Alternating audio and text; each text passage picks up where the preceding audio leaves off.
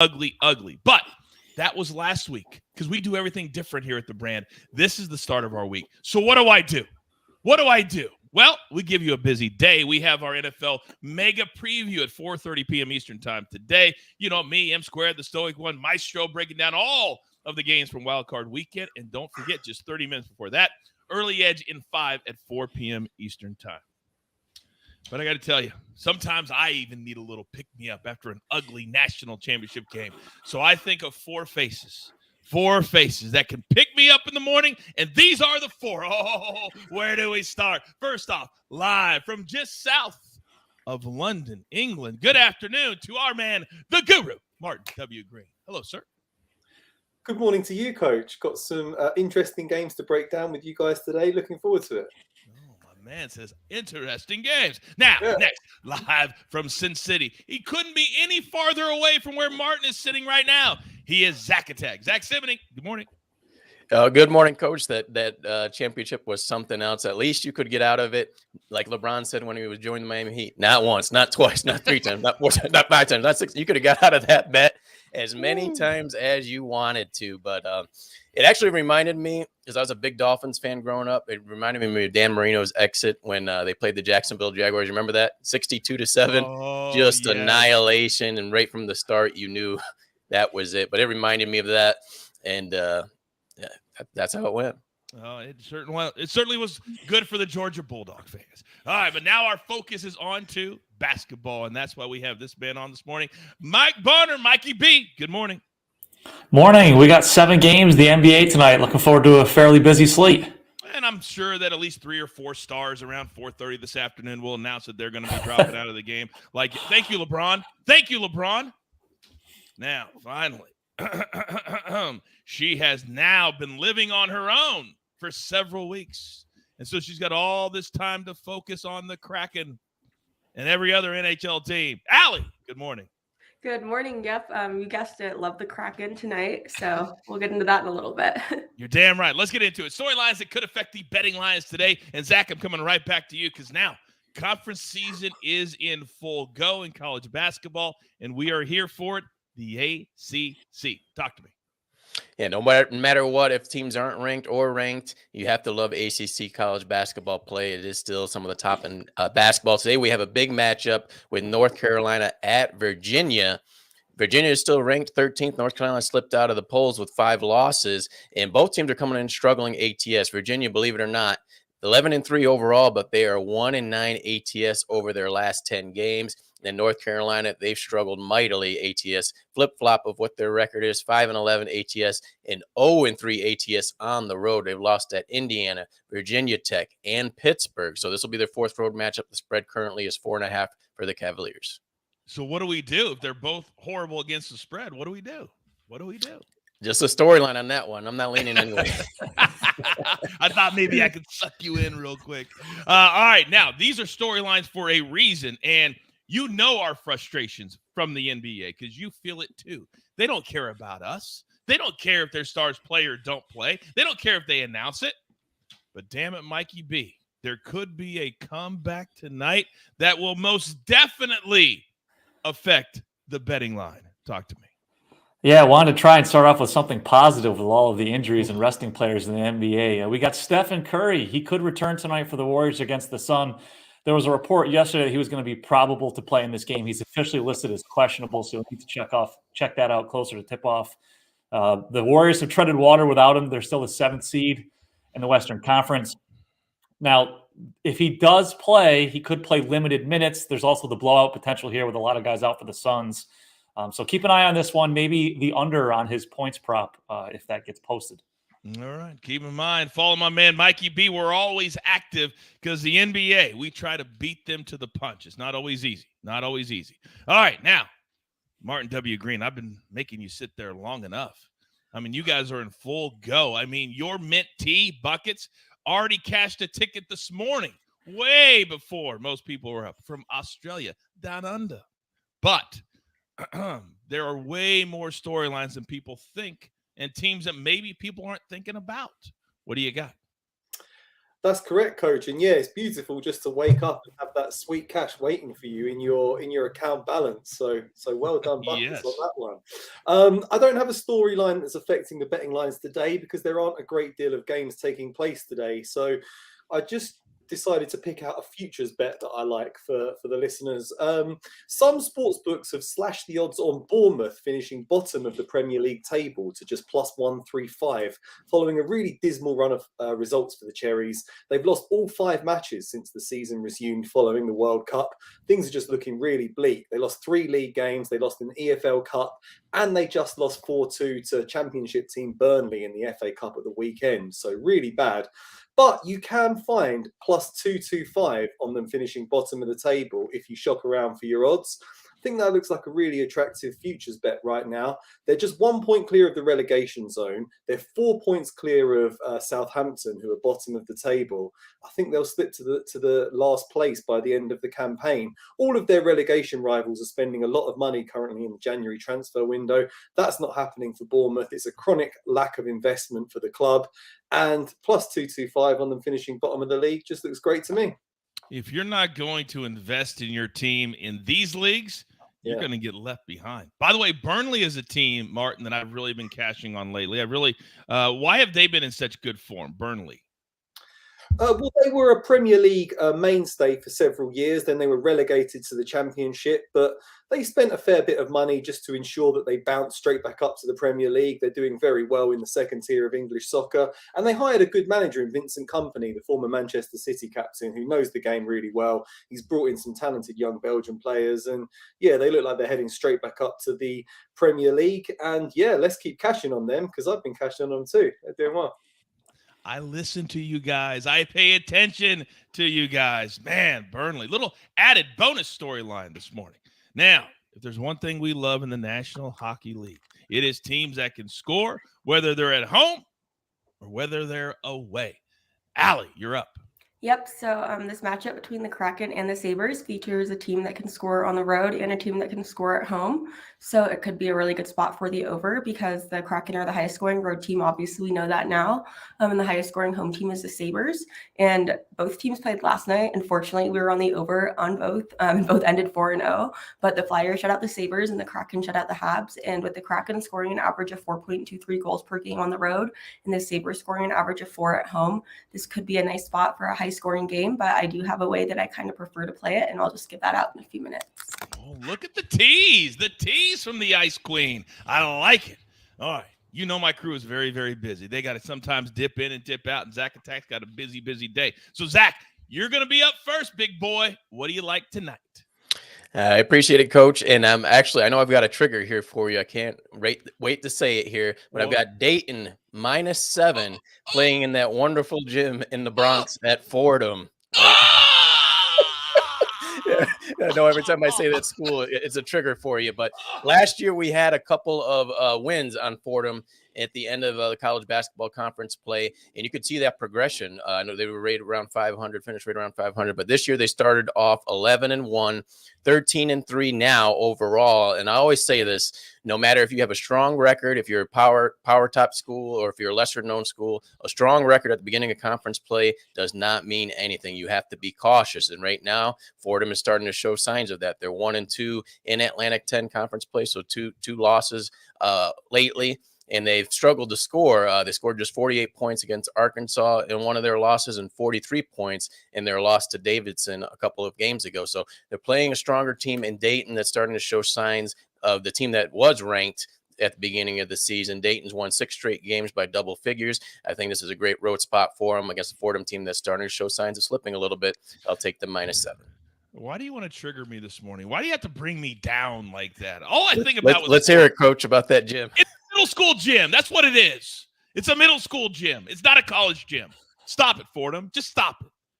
Why do you do that to me, Zack? You know I hate that gym. All right. By the way, a little bonus for you in the chat. Guess who's there this morning, ladies and gentlemen? Berg Betts. Berg Betts, any college basketball, fire away, and he will have you. Zack, I know you're busy. We love you so much. But get out of here. You're gone, ladies and gentlemen. Zack Attack live. Have a good day, sir. My man, Zack Attack. Nobody nicer than him. Unless he's making picks, then he's a savage. So, Let me look at my notes. Who do I have next? Well, I can always count on my man Martin W. Green to give me a little bit of a parlay and then a straight play today. So, Guru, you're up, big boy.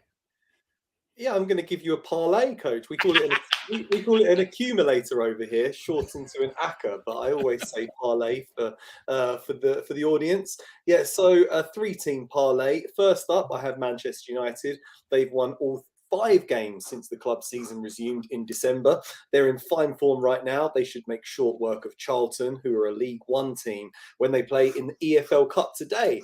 As I mentioned, there's not many games taking place today, so I've had to delve really deep into non-league soccer, and I'm looking at the National League, which is the 5th tier of English soccer pyramid.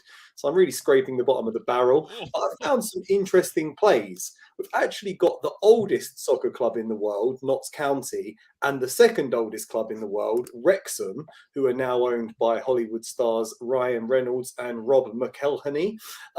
They are going great guns in the National League. They're first and second.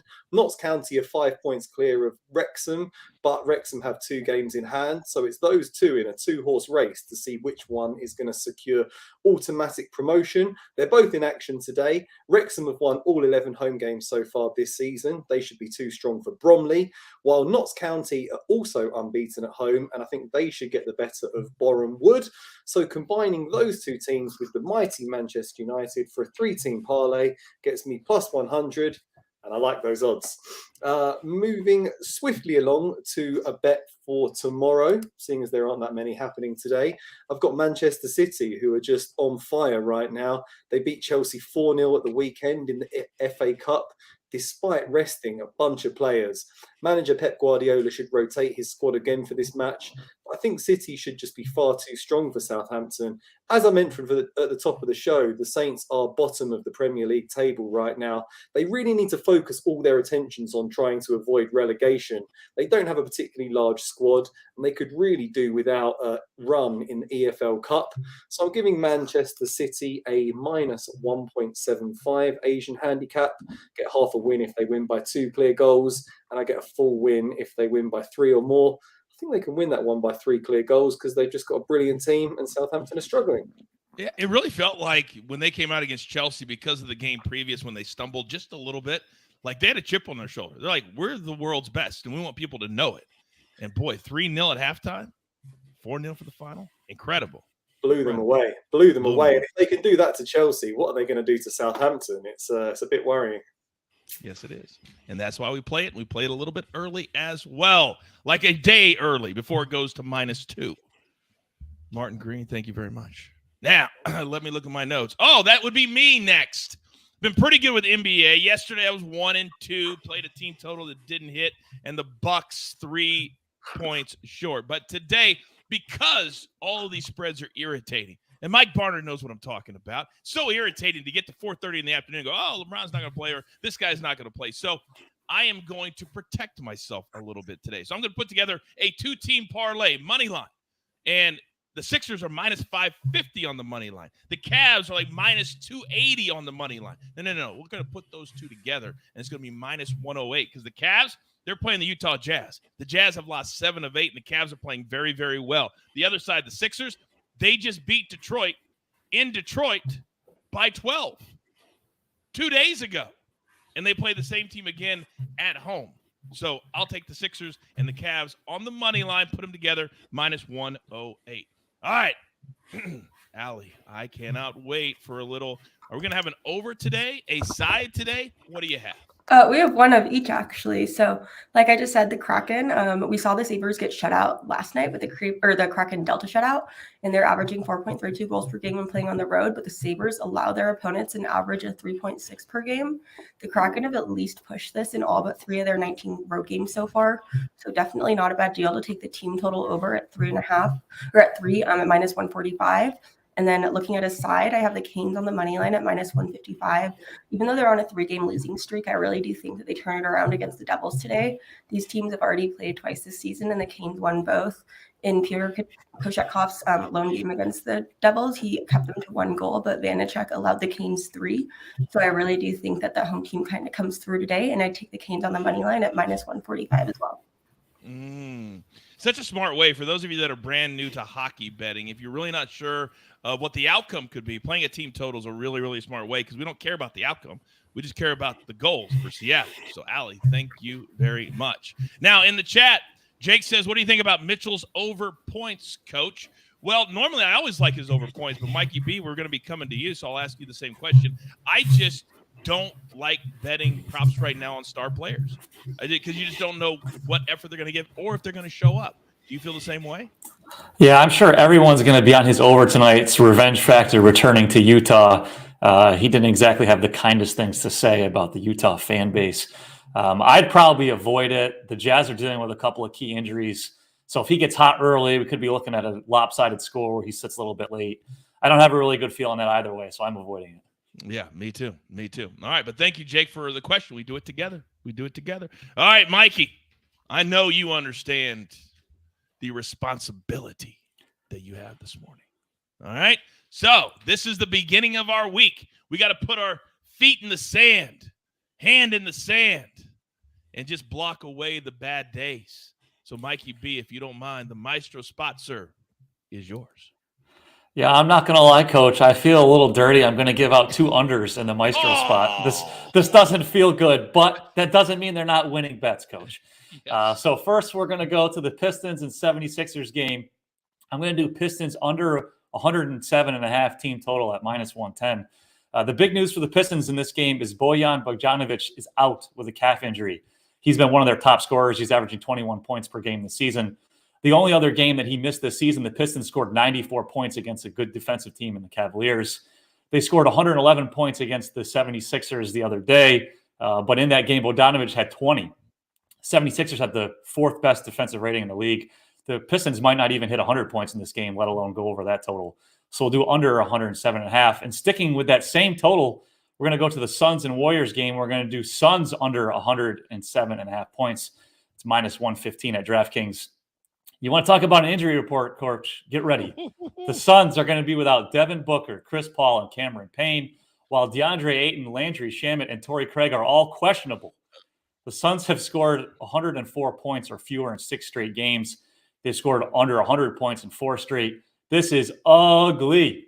Suns under 107.5 points. But Mikey B, you were correct when you said the one place they don't care about ugly, dirty, what's on the ticket is where? Pay window. You're damn right. It's the pay window. Thank you. Now, you guys know how sometimes you'll read something and you just and then you hear it in somebody's voice. Like you hear it read in somebody's voice. I've got to hear this. This is just selfish for me. Just selfish for me. Where is it? Because Guru, you wrote it. Where is it? Okay. You're talking about T for Big Cheesy. Because Big Cheesy has a little bit of a cold today. Can you read your message to Big Cheesy, please? Just because I want to hear you say it. There, I just saw it. Can you read what you said to Big Cheesy? I said, I hope your assistant makes a good cup of tea, Big Cheesy. Oh, my God. I hope your assistant makes a good cup of tea, Big Cheesy. Oh, my God. You are the gift that just keeps on giving. And by the way, just because he makes it so public, your mint tea last night, the reason that Buckets is not in the chat, does anybody know what Buckets was doing last night? Was he on a hot date or something? There you go. There you go. He had a hot date last night. So apparently putting on your profile that you're 18-2 in your last 20 bets worked for him because he actually put that on his dating profile. And I would be get you what you're looking for, Coach. What's that? Be careful there. I know. I said, did you at least not talk about soccer betting on the date? He goes, well, of course I did. What else would I talk about? Grab your paper. Grab your pencils. Buckets, buckets, buckets. Here is the recap courtesy of the snake on the ones and the twos. Let's start with the guru. Little money line parlay today. Good luck finding these 3 out your book, but I've already played it, so I know they exist. Man United, Notts County, Wrexham. By the way, Ryan Reynolds, he acted like they won the World Cup when they won their last game for Wrexham. So at least somebody was excited. Then Man City minus 1 3/4. What that means is if they win by 2, you win half of your bet. If they win by 3, you win your full bet. They're a heavy, heavy favorite. So we're laying 1 3/4. Little confusing sometimes, but we'll walk you through it. Then Mikey B, 2 team total unders. Pistons in the game that I love. I love this play under 107.5. Suns team total under 107.5. And that leads into mine because the Pistons are playing the Sixers, and I love the Sixers on the money line and the Cavs on the money line in Utah. Then Allie's on the Hurricanes money line -1. It's now gone down to -145. And the Kraken team total over 3 also at -145. Then Zack Attack, one play from college basketball. And full transparency, because that's what we're all about here. Berg Betts, I believe, does not agree with this one, but he doesn't want to do a showdown. So I think he likes Fordham. So take the information for what you will. We don't always agree. That's the beauty of this business. All right.